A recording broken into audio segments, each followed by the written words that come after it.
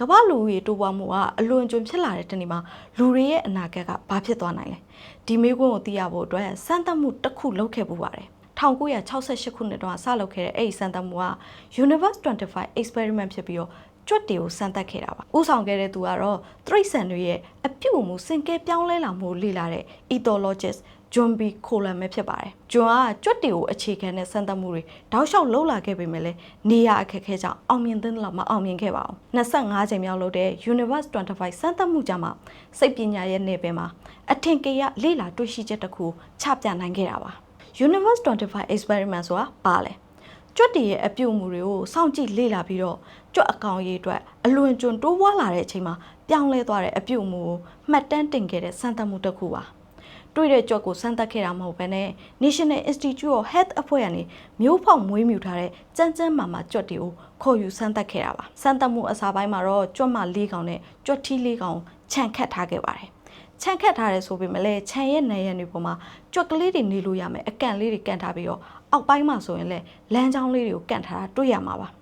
အစာနဲ့ရေဆိုရင်လည်းအလျံပဲထည့်ပေးထားပါတယ်ယောဂပိုးကူးစက်တာမျိုးမရှိအောင်အချိန်ပြည့်စောင့်ကြည့်ပြီးတော့ဂယူးဆိုင်ပေးခဲ့ကြပါတယ်ဒီတော့အစာပိုင်းမှာတော့အစမ်းသက်ခံကြွက်လေးတွေရဲ့ဘဝ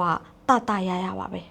မျိုးပွားနှုန်းကိုပြောရရင်ရက်ပေါင်း55ရက်ကြာတိုင်းကြွက်အကောင်ရေအတွက်က2ဆဖြစ်သွားပါတယ်အကောင်ရေအတွက်620အရောက်မှာတော့အဲ့ဒီ2ဆတိုးနှုန်းကထိုးကျသွားခဲ့ပါတယ်ရက်ပေါင်း960အကြာအကောင်ရေအတွက်က2200ကျော်လာတဲ့အချိန်မှာတော့ကြွက်တွေရဲ့အတိုင်းဝိုင်းဖွဲ့စည်းမှုပုံစံမှာပြောင်းလဲမှုတွေတိတိတသာမြင်လာရပါပြီဥပမာအုပ်စုတွေစကွဲလာတယ်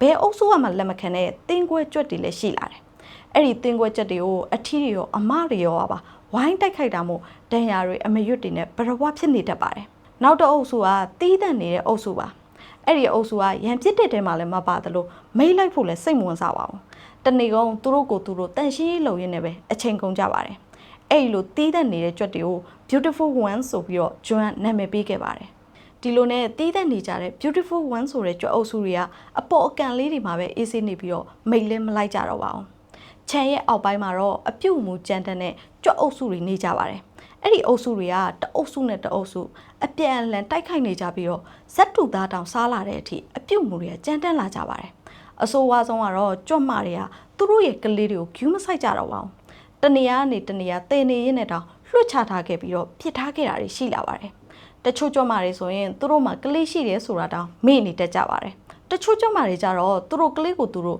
ပြန်တက်တဲ့အထိအပြုတ်မှုတွေကကြမ်းတမ်းလာကြပါတယ်ဒီလိုနဲ့အရွယ်မရောက်ခင်ကလေးတင်တော့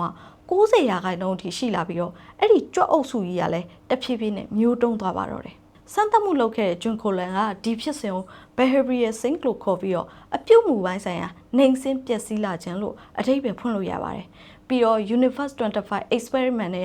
ကြွက်တွေရဲ့စင်ကဲပြောင်းလဲမှုဖြစ်စဉ်တိုင်းလူတွေမှာလည်းဖြစ်လာနိုင်တယ်ဆိုပြီးတော့ဂျွန်ကိုလန်ကယုံကြည်ခဲ့ပါတယ်။ဒါပေမဲ့အခုနောက်ပိုင်းမှာတော့သိပ္ပံပညာရှင်တချို့ကအဲ့ဒီယုံကြည်ချက်ကိုခါခါတီးတီးငင်းဆန်လာကြပါတယ်။ဘလို့ပဲဖြစ်ဖြစ် Universe 25အတိုင်းဖြစ်လာမလားမဖြစ်လာဘူးလားဆိုတာတော့စောင့်ကြည့်ရုံပဲမရှိတော့ပါဘူး။ဒီနေ့ကတော့ဒီလောက်ပါပဲ။နောက်ပိုင်းမှာလည်းဖတ်ရှုမိသမျှကိုပြန်လည်မျှဝေပေးသွားပါမယ်ရှင်။ Hi Story